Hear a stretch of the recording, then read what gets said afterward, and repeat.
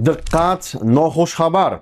Siz ekranda ko'rib turgan bu shaxs O'zbekiston fuqarosi Rossiyaga ishlash maqsadida kelgan, lekin afsuski dom-daraksiz qolgan.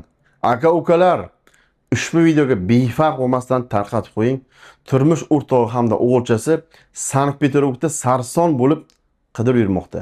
Bakamizni ism shariflari: Sharipov Mansur Rajabovich 1983-yilda Xorazm viloyati Shovot tumanida tug'ilgan.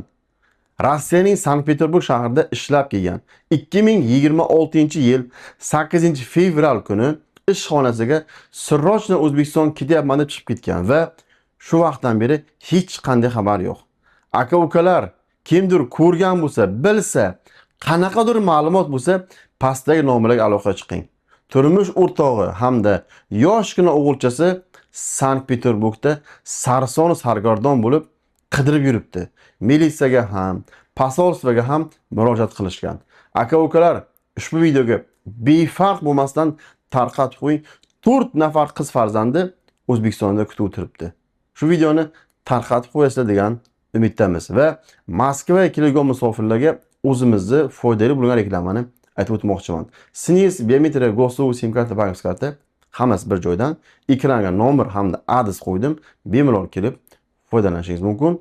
Shu videoga esa befarq bo'lmasdan tarqatib qo'ying.